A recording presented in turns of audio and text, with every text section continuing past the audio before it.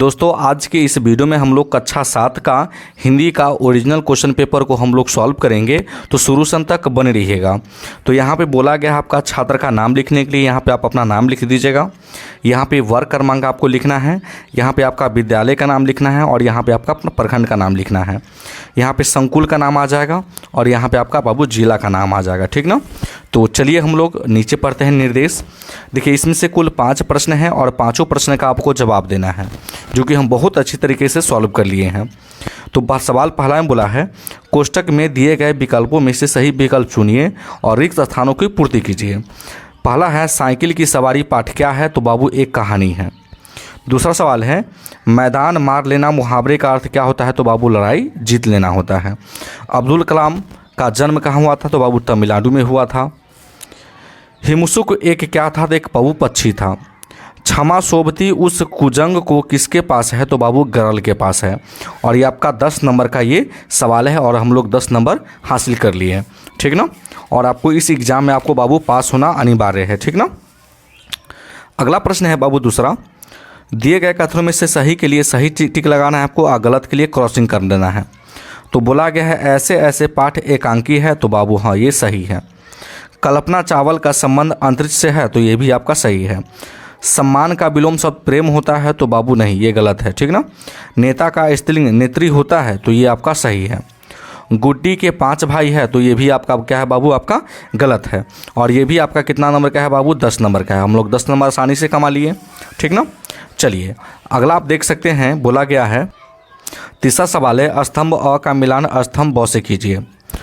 तो पहला सवाल है संप्रदान कारक की विभक्ति चिन्ह क्या होता है, तो के लिए होता है, ठीक ना, जो कि हम यहाँ पे आपको मिलाना है। 15 दिनों का कालखंड किससे हो जाएगा, तो पखवाड़ा से हो जाएगा, मिल जाएगा ये, ठीक ना। विष का पर्यायवाची शब्द क्या होता है, तो विष का पर्यायवाची शब्द बाबू जहर होता है। धरती के अंदर आने जाने का रास्ता कहाँ से होता है, तो बाबू सुरंग से होता है। लता मंगेशकर का संबंध किससे है, तो बाबू संगीत से है। और ये भी आपका 10 नंबर का क्वेश्चन था। कोई दिक्कत नहीं, इसको भी हम लोग सॉल्व कर लिए हैं। आगे आपका सवाल बोला गया है लघु उत्तरीय प्रश्न है और 50 शब्दों में आपको जवाब देना है। आप 2 प्रश्न इसमें दिए गए हैं, पहला प्रश्न और दूसरा प्रश्न, किसी भी एक प्रश्न का आप जवाब दे सकते हैं। कुंवर सिंह को विश्व क्षेत्र में ज़्यादा रुचि थी, या आर्यभट्ट ने कौन कौन सी खोज की, ये आपको लिखना है। तो हम लोग कुंवर सिंह के बारे में यहाँ पे लिख दिए हैं। तो घुड़सवारी, तलवारबाजी और कुश्ती के क्षेत्र में कुंवर सिंह को ज़्यादा चर्चित माने जाते थे, ठीक ना। और ये इतना हम आपको लिख दिए हैं जवाब, आपको भी इतना लिख देना है। आगे सवाल बोला गया है नचिकेता को यमपुरी के मुख्य द्वार पर क्यों रुकना पड़ा। दूसरा सवाल है पेड़ को दानी क्यों कहा गया है। तो हम लोग पेड़ के बारे में यहाँ पे लिख दिए हैं। पेड़ को दानी इसलिए कहा गया है क्योंकि वह बिना किसी स्वार्थ के लोगों की ज़रूरतों को पूरी करती है, इसलिए पेड़ को दानी कहा गया है। और आपको इसी प्रकार से आपको लिख देना है। कोई दिक्कत नहीं। अब चलिए हम लोग लास्ट क्वेश्चन को देखते हैं। 5वां सवाल दीर्घ उत्तरीय प्रश्न है और कम से कम आपको 100 शब्दों में जवाब देना है। इसमें भी 2 प्रश्न हैं। कबीर के दोहे पाठ से कौन दोहा आपको सबसे अच्छा लगा, उसके अर्थ को लिखें।